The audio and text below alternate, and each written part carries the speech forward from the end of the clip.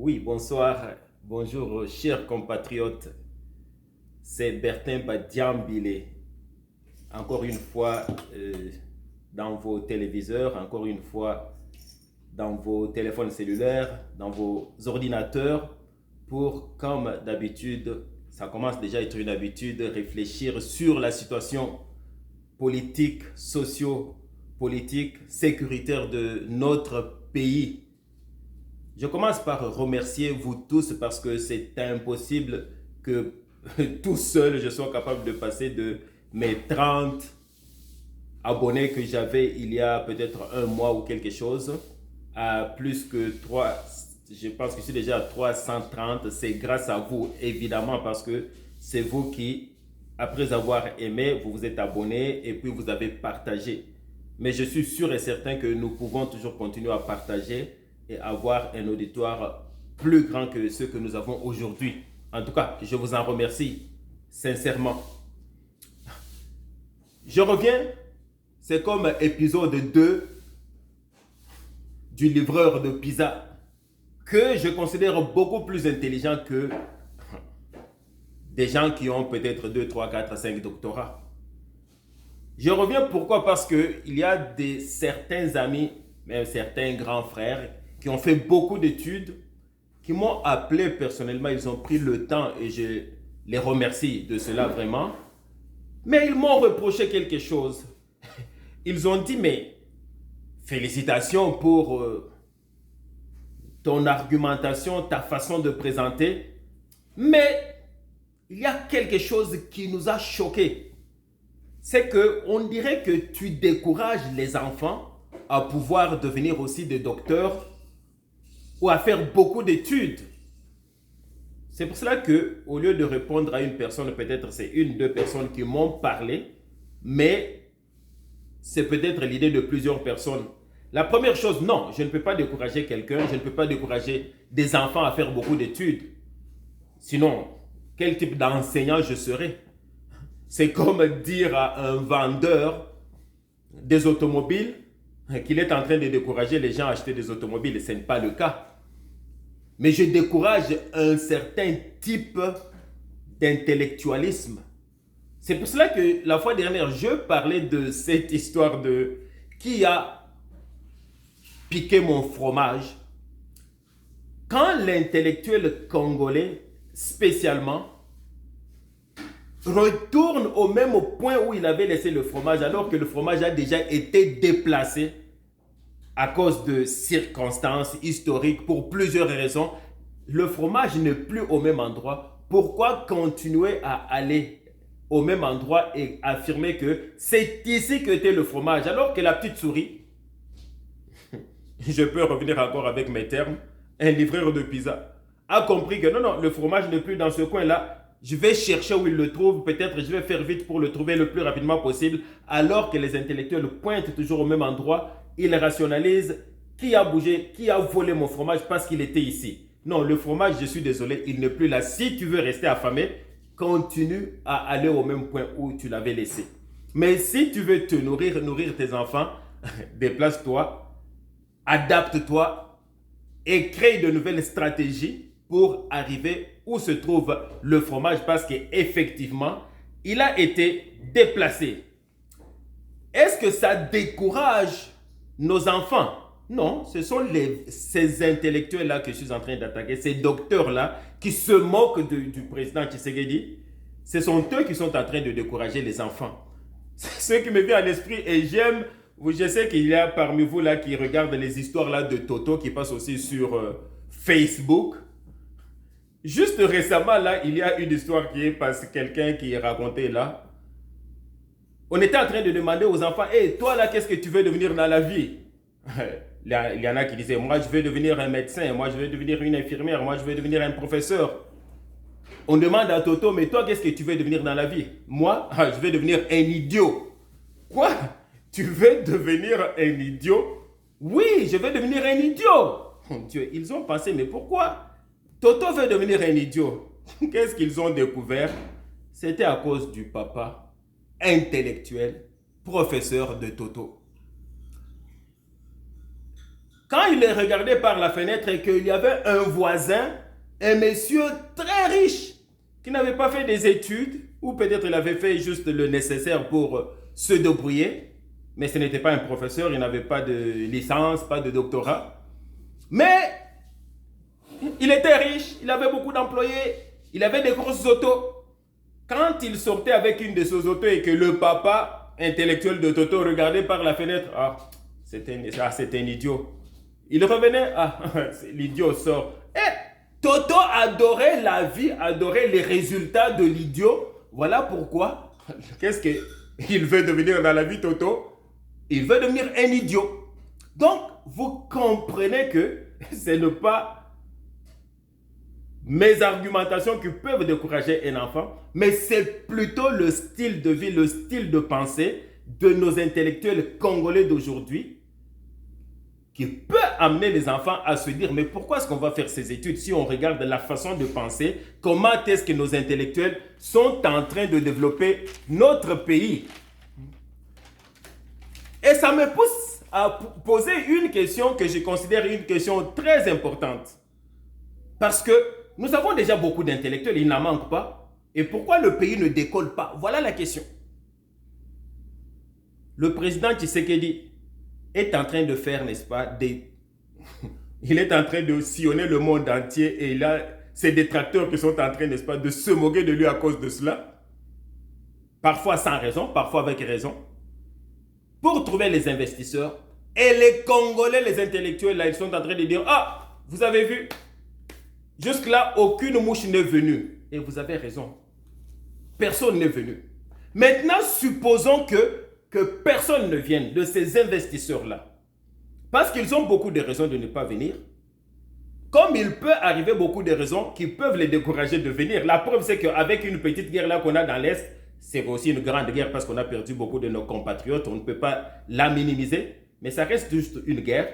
Personne n'est venu encore de major là pour venir investir chez nous. Mais il peut s'ajouter encore beaucoup d'autres raisons.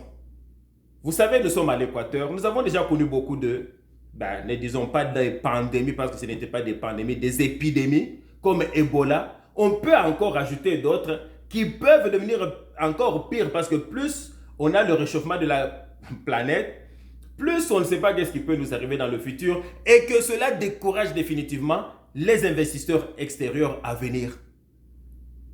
Qu'est-ce que nous allons faire dans ce pays-là? On va compter sur qui? Sur des intellectuels, sur les diplômés, parce que je crois qu'on en a déjà beaucoup, ou bien on va compter sur des entrepreneurs. Sur le fait même que ces docteurs-là, ces intellectuels-là, comprennent que le fromage n'est plus au même endroit et qu'ils doivent peut-être tous se transformer en entrepreneurs. Si les Occidentaux ne viennent pas, pourquoi est-ce qu'on doit compter nécessairement sur eux? Eux là, ça devrait être juste un plus. C'est comme une cerise sur le gâteau. Parce que eux là, les Américains, les Canadiens, les Français, quand ils développaient chez eux, est-ce qu'ils ont compté sur les investisseurs extérieurs? Ou bien c'est eux-mêmes tout d'abord? Alors, vous vous moquez du livreur de pizza? Vous vous moquez des gens là qui ne sont pas nécessaires, qui n'ont pas fait. Parce que je ne veux pas utiliser le terme intellectuel, je vais vous montrer dans pas longtemps pourquoi. Des gens là qui n'ont pas fait la formation classique, n'est-ce pas, typique, connue, que les Occidentaux nous ont apporté, ça fait quelques années, plusieurs années en arrière. Donc, on se moque de ces gens-là. Alors que dans la réalité, là, on devrait les encourager parce que la preuve en est que on a tellement de licenciés dans ce pays-là. Des gradués, c'est déjà des niveaux très... Quand on parle des gradués, là, c'est un niveau très élevé au Canada. Quelqu'un qui a ce qu'on appelle le baccalauréat, c'est-à-dire qui a fait 3 ou 4 ans universitaires, c'est eux qui gèrent tout. Ce n'est pas les docteurs qui gèrent quelque chose ici, non. D'ailleurs, si on regarde toutes les entreprises, même si on parle des employés, je ne parle pas des propriétaires qui ont créé des entreprises, des sociétés. Si on regarde la majorité de ces entreprises-là, ce sont des gens qui ont commencé à la base, qui travaillaient sur le plancher, carrément, qui travaillaient dans l'entrepôt, mais qui, avec l'expérience, il a commencé à monter de grade jusqu'à être aujourd'hui la personne qui gère toute la boîte parce qu'il la connaît. Ce n'est pas parce qu'il est allé faire beaucoup d'études. Donc, vous comprenez que si ce pays-là, s'il doit décoller, s'il aurait dû décoller, n'est-ce pas, grâce aux intellectuels, ça fait longtemps. Combien de chômeurs nous avons qui tous attendent quoi en ce moment? Que les investisseurs étrangers viennent au pays pour pouvoir créer des emplois qui deviennent eux juste des subalternes, n'est-ce pas, des employés. Donc je pense que ce n'est pas seulement la mentalité des Congolais, des intellectuels, mais même le président, même le gouvernement doit aussi ouvrir un peu les yeux, comprendre que on est en train de mettre peut-être l'accent pas au bon endroit. J'ai en tout cas, mon meilleur ami d'enfance, qui est toujours un de mes très grands amis aujourd'hui. Je suis ici, il est au Congo, qui m'a envoyé un petit vidéo là de madame, je ne sais pas comment est-ce qu'on l'appelle, Nour, c'est comme ça qu'on l'aurait appelé ici, ou Nord, N-O-O-R, qui est une professeure de politique, elle est chez nous. C'est une blanche depuis, je pense, une trentaine d'années. Elle a dit quelque chose de très important. Elle dit, c'est impossible, ça ne fait pas de sens de recourir aux gens qui ont créé le chaos dans votre pays pour leur demander de l'aide pour comment résoudre ce chaos-là, enlever ce chaos-là. S'ils l'ont créé, c'est parce que ça fait leur affaire. Effectivement, quand on compte à 100% là sur les investisseurs étrangers, est-ce que nous pouvons croire que vraiment le pays va en profiter à 100%? Ou bien ça va être à 50% parce que s'ils veulent, ils viennent ici, c'est pour eux principalement. Et peut-être même ils vont en profiter à 60%, peut-être à 80%, ça va être encore une guerre. Donc pourquoi ne pas mettre le focus sur nos propres Congolais? Vous qui êtes des docteurs qui vous moquez du vendeur de pizza, du livreur de pizza, pourquoi est-ce que vous ne pouvez pas changer la façon de penser, comprendre que le fromage a changé d'endroit et au lieu de se moquer, au lieu d'attendre, on va voir s'il y a des investisseurs qui vont venir, de vous mettre vous en première ligne parce que vous avez déjà beaucoup de connaissances pour pouvoir créer quelque chose chez nous là. Parce que si vous ne pouvez pas créer, pourquoi est-ce que vous pensez que comme président, vous ferez mieux que lui? Et c'est ça qui me conduit à mon prochain point. Parce qu'une des questions que ce grand frère là qui m'a posé, mais pourquoi est-ce que tu as beaucoup insisté sur le fait de livreur de pizza? Donc tu es sûr que le président n'a pas vraiment une bonne formation, une bonne éducation qui peut faire compétition à ces gens-là, à part ses talents naturels, parce que la fois dernière j'ai parlé de talents naturels. La réponse est bien sûr qu'il est beaucoup mieux formé que ces gens-là. Commençons par le talent naturel avant d'arriver à sa vraie formation, à part la formation académique qu'il a eue. Ça, c'était un grand frère qui me posait ces questions, mais il y a aussi un jeune frère en moi, dans la famille, qui partage mon point de vue, qui m'a dit, oui, mais c'est vrai, Bertin, tu as raison. Le style d'éducation qu'on donne au Congo, là, ça n'a pas trop de sens. On dirait que c'est comme s'il y avait deux enfants. Il y a un enfant qui est capable de faire tout seul et il y a aussi un autre enfant qui a besoin de support, qui a besoin d'aide parce qu'il ne peut pas y arriver tout seul. L'aide, c'est quoi? Le fait de ne pas y arriver tout seul, c'est quoi? C'est l'éducation.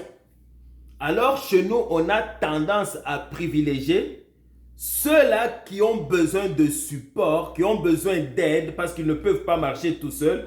On dirait que c'est eux, l'élite, et ceux-là qui sont capables de fonctionner tout seuls, qui n'ont pas eu besoin, et ceux-là, ce n'est pas l'élite. Il a parfaitement raison et il a rejoint ce que j'étais en train de dire. Quand quelqu'un a... Bien sûr, on ne peut pas sous-estimer l'importance de l'éducation parce que c'est comme une façon de vulgariser, de rendre à tout le monde ce que peut-être une petite élite de gens qui l'ont naturellement, qui ont reçu un don, ont. C'est pour cela que je parlais de certains grands commerçants qu'on a connus chez nous. Ils n'ont pas eu besoin d'aller à l'école, ils n'ont pas eu besoin d'un support, ils n'ont pas eu besoin de faire, n'est-ce pas, des doctorats en finance ou en économie ou en management. Ils n'ont pas eu besoin de tout cela parce qu'ils l'ont naturel et puis ils ont créé tellement de richesses. Ils sont des millionnaires et puis ils ont aidé le pays parce qu'ils ont créé beaucoup aussi d'emplois pour des gens qui sont allés à l'école, qui eux ont besoin de support, mais qui peuvent aller très loin. Donc l'école est là pour vulgariser, rendre simple ce que les autres ont déjà naturellement, comme ça les autres peuvent aussi l'apprendre. Mais on ne peut pas considérer quelqu'un qui n'a pas eu besoin de support, le considérer comme de la deuxième classe par rapport à celui qui a eu besoin de support. Donc nous qui sommes éduqués, qui avons beaucoup étudié, il ne faut pas avoir honte de le dire, nous avons eu besoin de support parce que tout seul, on ne serait jamais arrivé. Mais il y en a qui y arrivent tout seul.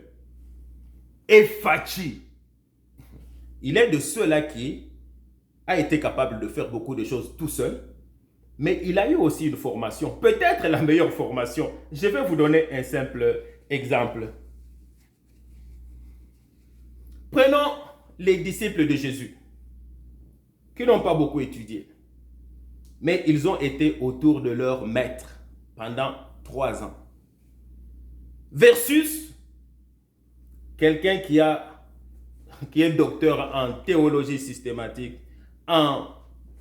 docteur en Bible, docteur en liturgie, docteur en peut-être 4, 5 disciplines différentes, n'est-ce pas, à l'intérieur de la théologie. Si on avait le choix aujourd'hui d'aller demander quelque chose, une connaissance profonde sur Jésus, sur l'enseignement de Jésus, on va aller auprès de ce docteur qui est docteur 4 fois, 5 fois, ou bien on va aller juste demander à un disciple de Jésus qui a vécu avec Jésus. Effectivement, quand on veut connaître Jésus, là, on retourne à la base, on va lire les évangiles, on va lire les écrits de ceux qui ont vécu avec Jésus. Un maître comme Étienne Tshisekedi, il y en a qui peuvent écrire des thèses de doctorat sur Étienne Tshisekedi qui est charismatique. On peut dire tout ce qu'on veut là. Il n'y a personne qui peut contester, n'est-ce pas, son leadership, son charisme comme peut-être le plus grand opposant, n'est-ce pas, de l'Afrique. Qui est la personne la mieux placée si on veut savoir vraiment c'est quoi le secret de ce monsieur-là aujourd'hui parmi les gens qui sont vivants? Ce n'est pas Félix Tshisekedi. Son fils qui a été avec lui, qui a souffert avec lui, qui a été renvoyé à Kabaye Kamwanga avec lui pendant longtemps et qui a appris la diplomatie, n'est-ce pas? Tout en allant, il revenait, il communiquait avec son père continuellement. Une personne pareille, vous allez me dire que il aurait eu besoin d'aller apprendre ça à l'université. Non. La preuve, c'est que il y a 2 voix qui s'élèvent en Occident comme en Afrique pour dire que c'est peut-être un des plus grands leaders que l'Afrique ait jamais connu. Peut-être même que le monde ait jamais connu. Et je vais vous l'expliquer. Je ne dis pas, je ne fais pas de déclarations. Vous avez déjà remarqué que je ne fais pas de déclarations sans pouvoir apporter un peu d'arguments pour le soutenir. Je ne dis pas que tout ce que je déclare est nécessairement sur le chemin. Ça ne me dérange pas de me tromper, mais pourvu que quelqu'un me donne d'autres arguments et je vais écouter éventuellement, revenir comme le grand frère qui m'a appelé, eh bien, je lui réponds. Donnez-moi un nom d'un leader qui s'est retrouvé dans la situation de Félix Tshisekedi. C'est-à-dire, ton grand opposant là, c'est comme ton premier allié. Je parle de Joseph Kabila. Qui détient, c'est-à-dire avant que tu viennes au pouvoir, il s'est arrangé pour tout, n'est-ce pas, tous les issues que toi tu as là pour t'en sortir là, il a tout cloisonné. Donc il a tout fermé, tout bouché pour s'assurer que tu ne peux pas t'en sortir, il va te faire sauter. S'il ne réussit pas à le faire du point de vue juridique, n'est-ce pas, en utilisant juste la constitution, en utilisant le droit, il va le faire, n'est-ce pas, en te faisant sauter parce qu'il maîtrise, il contrôle tout l'appareil sécuritaire, la police, l'armée et même sa milice parce qu'il en a, l'ANR et tout. Donc c'était un monsieur qui était dans une situation là entre, comme on disait, le marteau et l'enclume. D'un côté, tu es obligé de t'associer à un monsieur comme Kabila, qui veut que tu sautes. De l'autre côté, tu regardes les gens avec qui tu étais dans l'opposition, la Mouka, c'est eux qui sont en train, n'est-ce pas, de te bombarder avec des marches, avec des insultes continuellement. Et toi, tu es un simple, selon ce que les gens pensent là, livreur de pizza. Donc, comprenez que ce monsieur se trouvait dans cette situation-là. Mais il a réussi, sans tirer une seule balle, à faire sauter Kabila avec tout son système, et il a réussi à convertir ce qui était totalement incroyable, impossible. Il était très minoritaire et il a réussi à tourner, n'est-ce pas, l'Assemblée pour lui, et aujourd'hui il est majoritaire. Donnez-moi des noms des gens qui ont fait ça dans l'histoire. Et je vous pose une deuxième question. Il a fait sauter même tout le lion là parce qu'il n'était pas, un agneau. Où est-ce qu'il est aujourd'hui? Caché. Pourtant, Tshisekedi n'était pas armé. Le gars de l'ANR, caché. Et aujourd'hui, Gédéon Kyungu, il dépose aussi les armes. Il veut avoir la paix avec ce monsieur-là, que vous croyez être un simple livreur de pizza, que vous croyez qu'il n'est pas intelligent, qu'il n'a pas étudié, et en plus, il n'est même pas militaire. Mais regardez qu'est-ce qu'il a fait. Mais je vais vous dire autre chose qu'il a fait, qui est peut-être un des premiers dans l'histoire. Vous savez là, essayez un peu de regarder toute l'histoire de pays africains jusqu'à présent. Quand le bloc là occidental est contre toi, tu es fini. C'est-à-dire quand les Français, avec les Belges, si on peut y mettre aussi les Britanniques, s'ils sont contre toi là, les Américains se mettent avec eux et puis c'est tout. Tu n'es plus président, c'est fini. C'est la première fois que je vois quelqu'un qui est assez diplomatique, qui a réussi à mettre les Américains d'un côté et qui a séparé les Américains des Français et des Belges. Quand Kabila le père a été tué, là, vous avez vu ce parlementaire-là européen qui a dit comment est-ce que Kabila a été tué. Ça a commencé, n'est-ce pas, en Belgique. Ils ont fait un petit voyage pour parler à Bill Clinton et 2 semaines plus tard, Kabila était mort. Mais regardez ce monsieur, un fin diplomate, et il paraît que c'est ce qu'il était en train de faire dans son parti politique quand son père était vivant. Son père qui n'a jamais réussi à se s'allier ni les Occidentaux de l'Europe, ni les Occidentaux de l'Amérique. Il n'a jamais réussi vraiment. C'est pour cela qu'il n'a jamais été président. Ce n'est pas parce qu'il n'avait pas gagné les élections. Mais regardez qu'est-ce que le fils a fait. Il a réussi à séparer les inséparables. Et aujourd'hui, on voit que le fossé continue, n'est-ce pas, à se créer entre les Américains et les Français. Vous avez vu l'histoire qui s'est passée pour les sous-marins australiens, parce que les Américains ont comme sauté sur l'occasion pour prendre le contrat que les Français avaient avant. Donc, vous comprenez que c'est un fin diplomate, ce n'est pas n'importe qui peut réussir un coup de maître comme ça. Que, vous savez quoi, je suis ouvert à tout le monde, je peux faire des partenariats avec tout le monde, mais j'ai un partenariat stratégique avec les Américains. Et les Belges ont fait tout, les Français ont fait tout, ils se sont mis avec l'Église catholique, avec la Cinco, zéro. Est-ce que les Américains étaient avec Tshisekedi au début? Ben non. Quand il a fait sa campagne là, on voyait qu'il était pauvre, il n'avait rien, personne derrière lui. Mais sûrement, il avait déjà commencé à jouer ses pions. Les gens ont pensé qu'avec les changements des administrations aux États-Unis, ah, maintenant, avant c'était Trump, après ce n'est pas Trump, il va... Non, le gars, toujours avec ces gens-là derrière lui. Et les Français et les Belges ont fait tout, alors qu'ils ont été tout puissants pendant 60 ans dans ce pays-là. Aujourd'hui, ils ont tenté tous les coups possibles. Ils ont soutenu, essayé de mettre ensemble Kabila, Katumbi et puis Fayoulou, sans succès jusqu'à présent.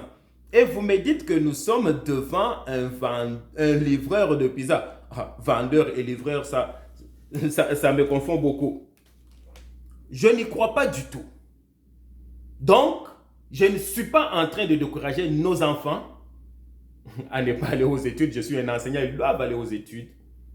Parce que ce n'est pas non plus tous les enfants qui n'ont pas besoin de support. Peut-être 80% ont besoin de support. Mais ça serait ridicule que ceux qui ont besoin de support commencent à rabaisser ceux qui n'ont pas besoin de support parce qu'ils n'ont pas fait des études. Mais quelles études? Combien de docteurs et de licenciés nous avons dans ce pays-là? Donc, encouragez ce président-là parce que non seulement il est extrêmement intelligent, mais il est charismatique. Tous ceux qui se sont mis sur son chemin, il est en train, n'est-ce pas, de les écraser, mais sans utiliser la violence. Sans utiliser la violence, parce que l'ANR, moi je n'entends plus, personne n'en parle aujourd'hui. Il a réussi à se débarrasser de la Kabylie, une chose qui était littéralement impossible, qui aurait prédit cela. Et on parle seulement de la Kabylie, mais moi je viens encore de vous faire prendre conscience encore une fois qu'il a aussi séparé Belgique, France des États-Unis parce qu'il est soutenu par les États-Unis et il est détesté par la France et par les Belges qui sont en train de soutenir la Cinco, la Mouka. Mais je vous avais dit dans une de mes vidéos, peut-être le premier si je ne me trompe pas, ça fait plus de mois, que ces gens-là n'ont pas besoin de Fayoulou. Et vous êtes en train de voir que Fayoulou est en train de tomber, littéralement, carrément. Je vais m'arrêter par là aujourd'hui pour dire que j'encourage l'éducation, la scolarisation et je lève mon chapeau pour la gratuité de l'enseignement. Mais il faut que nos intellectuels comprennent que le fromage a changé de place. Au lieu de continuer à se dire qui a piqué mon fromage, restez au même endroit pour que les emplois viennent vous trouver à cet endroit-là. Non, c'est vous qui devez maintenant faire comme la petite souris, commencer à circuler dans le labyrinthe pour retrouver votre fromage. Et peut-être ce fromage-là ne viendra plus des Occidentaux. Il va falloir qu'il vienne de vous-même, de nous-mêmes, les Congolais. Comment? Ce n'est pas juste à multiplier nos diplômes, mais c'est à pouvoir peut-être prendre nos diplômes, comprendre que nous devons dans ce pays-là devenir peut-être être un pays des entrepreneurs. Le plus grand nombre des entrepreneurs doit sortir de ce pays-là et vous n'aurez plus besoin des Occidentaux. Parce que les Occidentaux de plus en plus, là, ils vont commencer à prendre conscience d'une chose. Si jusqu'à présent, ils ont bloqué le décollage de l'Afrique parce qu'ils sont cupides, ils sont avares, ils veulent trop d'argent, s'enrichir. Mais comme nous tous, nous voulons nous enrichir, on ne peut pas les accuser.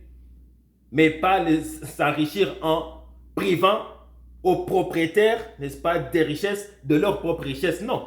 Mais s'ils l'ont fait par cupidité, je vous dis et je prophétise que dans les prochains jours, prochaines années, ils vont le faire par nécessité. Avant, c'était par cupidité. Maintenant, ça va être par nécessité. C'est quoi la nécessité? C'est que la démographie européenne, des pays riches, la population a vieilli définitivement. Là, elle a vieilli. Ils n'ont plus de relève. La seule relève qu'ils ont, c'est des pays pauvres qui vont aller là-bas pour pouvoir commencer à travailler. Parce que vous savez qu'il n'y a plus de blancs qui font 5 enfants, c'est trop. Ils en font 1, 0, ou bien ils élèvent leur chien ou leur chat et leur donnent après l'héritage.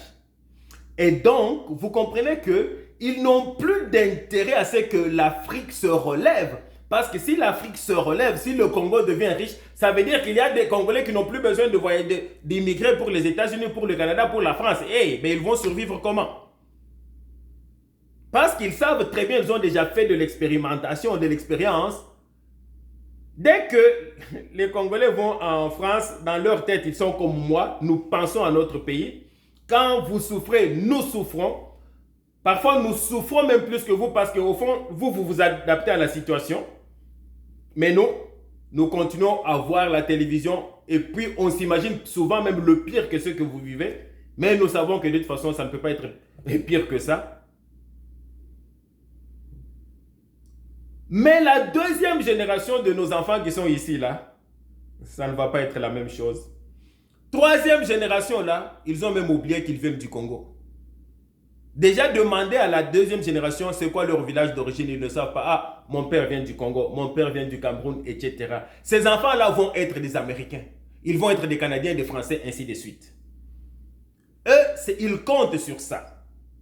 Parce que aujourd'hui, là, au Canada, par exemple, il y a un problème de main-d'œuvre. Il faut importer la main-d'œuvre. Et donc, vous pensez qu'ils vont souhaiter que le Congo puisse se développer pour que la main-d'œuvre n'ait plus raison d'aller chez eux? Quand dans le passé, là, ils fermaient les portes, ils le refusaient catégoriquement, là, parce qu'ils disaient, mais vous venez prendre nos emplois. Aujourd'hui, au Canada, ce n'est plus, ce discours-là est fini. Il n'y a plus personne au Canada qui dit que vous venez prendre nos emplois. Et imaginez dans 5 ans. Imaginez dans 10 ans. Donc, ça va, vous allez être les producteurs des Canadiens. Est-ce qu'ils vont souhaiter que vous vous développiez? La réponse est non. C'est pour cela que je reviens encore à la phrase de Madame Nour ou Nord. Ils vont créer le chaos s'ils en sont capables pour qu'on reste toujours dans des pays chaotiques et qu'on aille chez eux et travailler chez eux. Et vous allez recourir à eux pour qu'ils puissent vous aider à sortir du chaos alors que c'est eux qui souhaitent ce chaos-là. La réponse est non. Voilà pourquoi le Congo a besoin des entrepreneurs intellectuels, docteurs, là, transformez-vous en entrepreneurs pour que vous commenciez vous-même à investir et que le président Tshisekedi et toute son administration commencent à comprendre qu'il y a aussi, donc qu'ils fassent tout pour trouver de l'argent et susciter des richesses qui sont congolaises. Parce que les Américains, ce sont les Américains qui ont développé l'Amérique et ils n'étaient pas riches là. Ils n'étaient pas millionnaires pour devenir millionnaires. Ils ont commencé avec rien. Donc, il faut que la mentalité, n'est-ce pas, notre éducation change complètement si on ne veut pas rester dépendant totalement des pays qui n'auront plus d'intérêt à nous laisser nous développer. Chers compatriotes, je vous remercie beaucoup du temps que vous m'avez accordé. Likez la vidéo, partagez, abonnez-vous et partagez. Vraiment, je vous remercie beaucoup. C'est très apprécié le temps que vous m'accordez. Bonsoir et bonne journée.